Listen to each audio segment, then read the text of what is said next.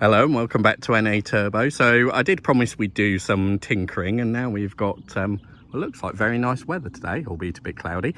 I thought we'd start with just a gentle into the tinkering session. So we know that the Supra's got a front end clunk, which we will be sorting probably on the next sort of tinkering video. But for now, it's had a squeak from the aux belt, so we thought we'd just do a bit of a video on changing that. Sounds simple, but as with ever on the Supra, these things are not easy to get to. So if I sort of take you down and in, so the aux belt runs all the way down and around here. So we're hoping we should be able to get to it without having to take half the front end of the car apart, because as you can see, having a viscous fan, it's all quite tightly packed in.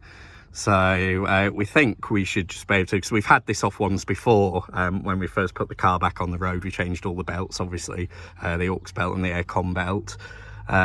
So from memory, we think we should just be able to take this fan shroud off, obviously untension the aux belt, and then get it free from within its maze down there. But yeah, anybody that thinks necessarily straight sixes, you know, big long engine, easy to work on, yeah, they haven't met a Japanese Supra engine before in this guise. Nothing is ever simple. And also, unfortunately, my gas struts are a bit weak. They are 30 years old, so I think they're allowed it. So you have to make sure you don't get hit on the head by the bonnet, which can happen and is undesirable.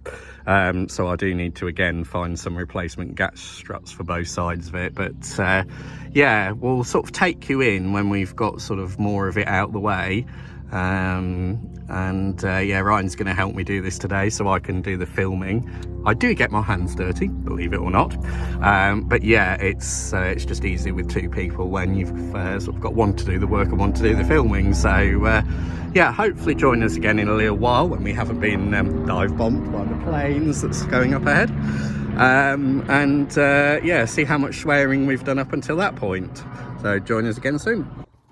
Right, so you join us back under the bonnet of the Supra with not too much swearing, surprisingly, mainly because we've had all this apart before. So I'll let Ryan explain to you what we've just done and the sort of mistake I've made. I was going to say another word that's not YouTube friendly, but yes, I'll let him explain what we've done. And so to get this, there's the old belt and the new belt. To get the alternator belt out on this one, you have to take the aircon belt off. Yeah, on this one, which is needed because it actually works. It does actually work on this car. So that one's fine, and then that is the old belt that's had some slight weird chewing at the edge of it. Yeah, which is a bit strange. Typically I can't find where the shiny bit was now. It's not playing ball for camera. Sort of a tiny bit there. Yeah, just zooming. You see it's a bit frayed, isn't it, the edges? And it doesn't look particularly good in the grooves. It's got, I think it's oil because it leaks oil, obviously. It's a 90s Toyota, it leaks oil. A bit of weird chewing there. So it's worth changing it. Apart from somebody has bought a belt that's longer, even though they had the numbers. I did. Belt, because the number you need is this 5PK1270 because that's your length. Yeah. And somebody managed to go and order a 5PK1300. Which, so, given I did put the number in when I was eBay searching for this in Googly, this is why it always pays to treble check. Because I did have that code and I did put it in and it did come up on all the searches, but still ordered the wrong left-hand drive wiper blades for a car. Yes, well, not to go there. Yes, I did one stage order left-hand drive wiper blades for a right-hand drive car, but we'll gloss past that little faux pas for now. But we're hoping this one will still work. It's got the right amount of grooves in it. There's tons of adjustment on this tensioner for the alternator, so it should be perfectly fine. If anything, that might have been slightly too short. So we'll get this fitted. Hopefully there won't be much more swearing, and yeah, I'll let you know if my boo-boo turns out to work. So join us again in a little while. Right, you join us back again. So it's all actually fitted, and despite my boo-boo, it actually worked, didn't it? Yes.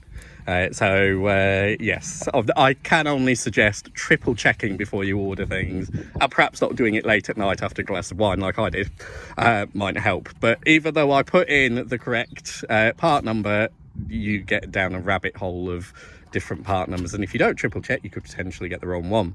But as you can see, if I go down there, hopefully you can see for the light, both belts are now back on, so the aircon belt's on and tensioned up, as is the new aux belt.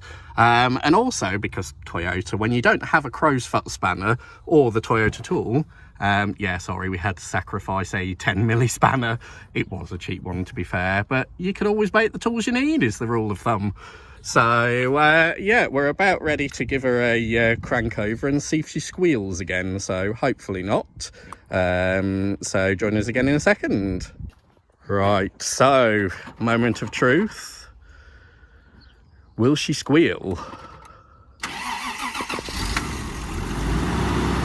No squealing so far.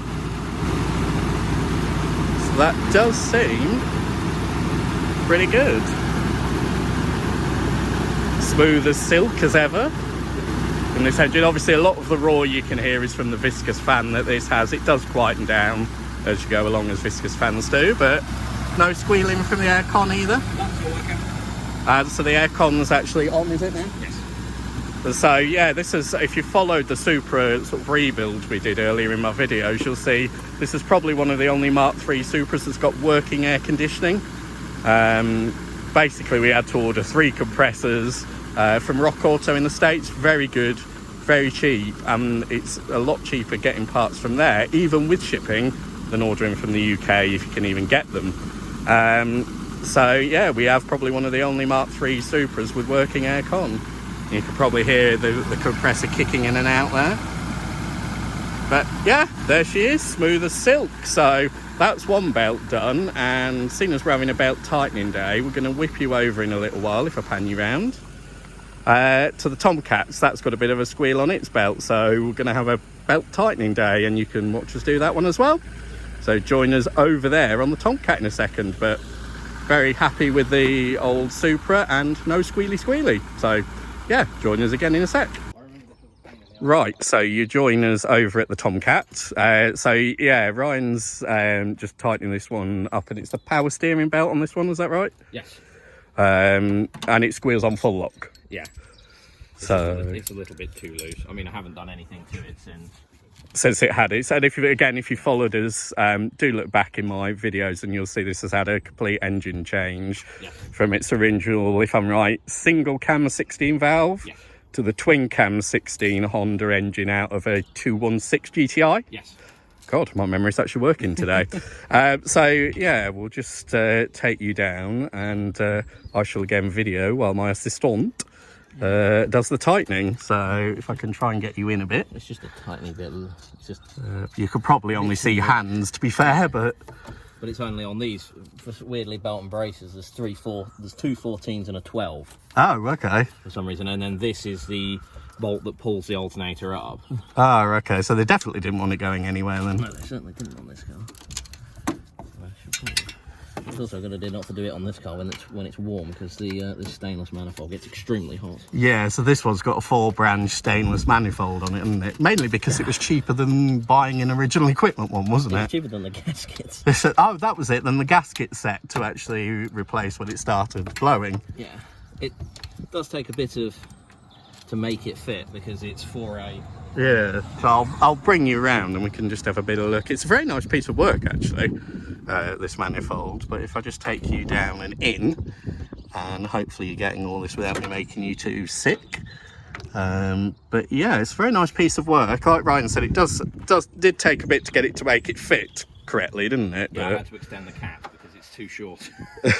So yeah, the cat again, because this has now gone from the, even though it's the same block, isn't it, as the engine it had in it originally, the single cam. Yeah. Because it's got the twin cam head on it, is it slightly further forward? Yeah, it's wider. So it was wider. So whilst it does fit, you do have to get a bit Heath Robinson with moving the cat and everything just to get it to fit properly. Yeah, and this has a cheapo aftermarket cat on it, so it's not like it's... Yeah, not from us, I may add, from previous ownership. So yeah, again, pattern parts don't always fit the best, do they? Yeah. But yeah, I mean, on this engine, you've done what? How many thousand now on this engine? I think it's just up to 1,000. And it's absolutely perfect, given it was an unknown entity when Ryan found it from somebody that was selling it. Because I think when you looked, wasn't it, by the time you'd I paid for the original to rebuild, because we don't know what was wrong with it apart from it was burning a lot of oil. Yeah. It was cheaper just to put this lump in it, wasn't it? Yeah. It was extremely expensive. And you get a horsepower bump as well, so it goes from, what was it, 115, was it? 115 to about 128, I think it is. Yeah, so about like, right, this is about 150 to about 128, and you do notice the difference when you drive it. It does feel a lot more peppier, doesn't it? That's what I do. Doesn't need much tightening. It's just nothing since I put it back together. Yeah. It's, And now, of course, once everything settles down after you've done major sort of surgery to it like that, you're going to need to nip up a few bits, aren't you? Yeah, or in this case, take the exhaust off 5 times. Oh, yeah, I did have to do that, yeah. Yeah, so it's had it. You're an expert at taking it on and off now, aren't you? Yeah. Just because, what was it, fouling things? I can't remember No, exactly. blowing these at the joint gasket that goes down there, which yeah. is splooging out a load of oil. Yeah. Goo. Yeah, good old gum. Because every single gasket that you put on it, it blew it out in about 3 seconds. So they're a metal gasket with like a honeycomb crush in the middle, and none of them lasted. I put a genuine one on it. It lasted about, well, it was a genuine Honda one because it's a Honda manifold. That lasted a grand total of about 60 miles, and then it blew the centre out of it, and it blew like hell. Was that when we were picking up the Mondeo? Yes. Yeah. It did suddenly get very loud all of a sudden.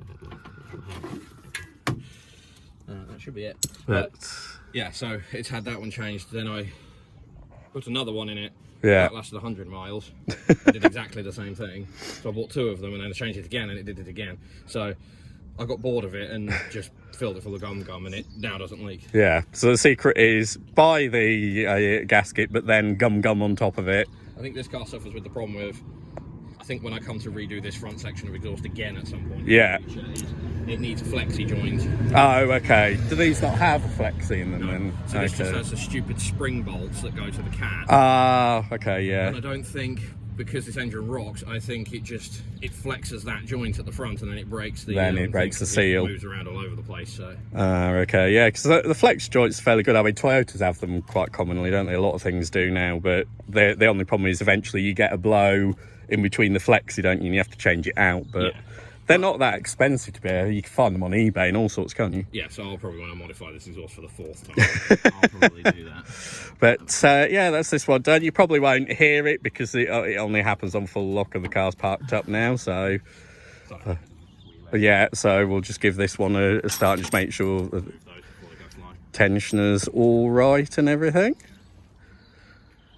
But yeah, we thought we'd just do a bit of belt tinkering today. We have got other stuff to do, but yeah, with time and whatnot.